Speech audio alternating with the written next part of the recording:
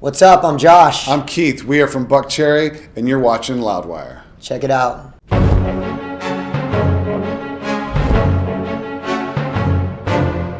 Hey everyone, it's Spencer from Loudwire, and you're watching Wikipedia Fact or Fiction, and we're honored to have Josh and Keith from Buckcherry here. What's up? So, according to Wikipedia, Josh, you fronted the glam rock band Slamhound before meeting Keith through your mutual tattoo artist after discovering a mutual love for AC/DC. I did front a band called Slamhound for like 5 years and had a lot of fun doing that. And I met Keith after, but it wasn't over a mutual love for AC/DC. No, we met in a tattoo parlor through a friend of ours named Kevin Quinn, and we just kind of started talking, and he was out of a band and I was out of a band, and we just started writing songs. Well, we did both like AC/DC, but I don't think we bonded over a mutual love for AC/DC, did we? No, I don't think that was on our dating profiles at the time. You formed a band, and the original name was Sparrow. Yeah. But you had to change the band name due to a cease and desist letter from a record label of the same name. That would be correct. True. Yeah, there was a Christian label called Sparrow Records. They didn't want us to... Apparently they didn't love the cocaine and didn't really want to have anything to do with us. So That's weird. I always saw Buckcherry fitting into the Christian...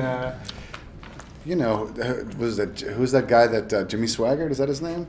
I mean, he clearly liked to party, so... What are you going to do? Oh, well.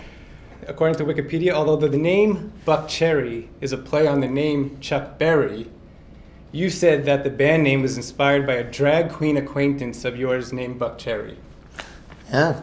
Yes, we did say that. Yeah. Yes, we did say that. But It's is it true?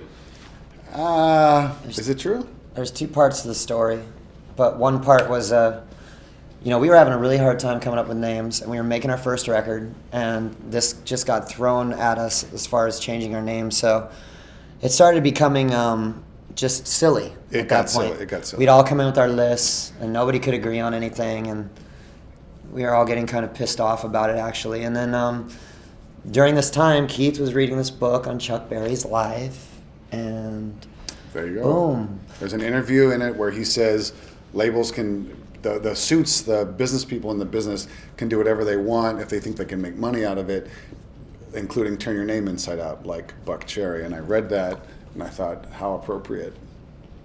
And we just wanted a name that was really easy to remember, and so that's how it was born. We just made it one word and moved on. Well, it's worked out for you so far. So far, huh? so good. I think you guys are going places. Anyway, from August 2001 to January 2002, your bandmates Jonathan, Yogi, and Devin each left the band as tension over musical direction set in, according to Wikipedia. Well, I don't know about that. There was no musical direction because there was no musical direction. But they did all eventually, at one point or another, leave. And Joshua and I were the last two left. Is there more of a story? Last men standing. Is there more of a story behind their departure? They just weren't happy and they left. I mean, that's all I know. That's the way it went. There you have it.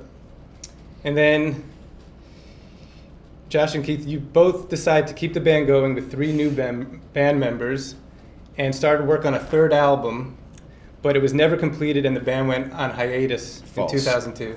False. No. We wrote songs. At a certain point, Josh and I were the only guys left. We started writing songs and made a few demos, but then it all stopped for 3 years. There were no new band members. The only band that we did partake in was with Duff, and Matt. We did a show with them, and it wasn't anything. And we did this show with them, and we're like, hey, maybe we should see if these guys want to do a band because that was fun, and so we became a little band for about a month. Yeah. And that was actually my next. It was way pre-Velvet Revolver or any of that stuff. We had nothing to do with that. So that was actually leads to my next question. So both of you worked with, Slash and Duff. You even spend a month in the studio recording, according to Wikipedia, and until one day Slash came in and, to quote you, Josh, shit-canned the whole thing. He did. That's exactly what happened. Yeah, we weren't recording. We were just rehearsing, but we were writing songs, and we were like taking meetings with managers. I mean, I guess it depends whose book you read. Right. You know, and then he just said he didn't want to do it anymore. The good that came out of that, though, is that Buckcherry reformed in 2005, and in 2006, of course, the highly successful 15 album came out with Crazy Bitch and Sorry and lots of other hits.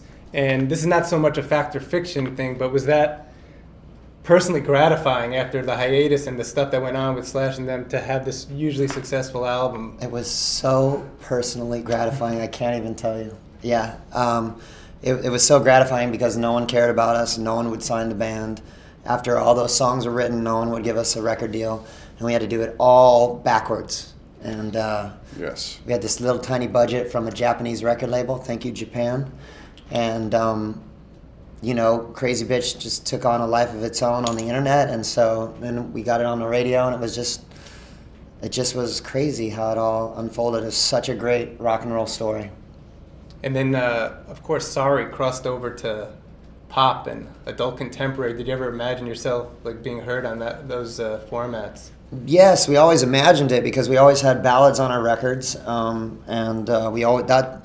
You know, I always said to Keith during that time, I go, "This is the way all of our Buckcherry records should have been marketed, the whole time." And you know, we only got one to really do it quite that well, right? That's right.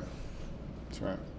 Cool. Well, that's it for Wikipedia Fact or Fiction.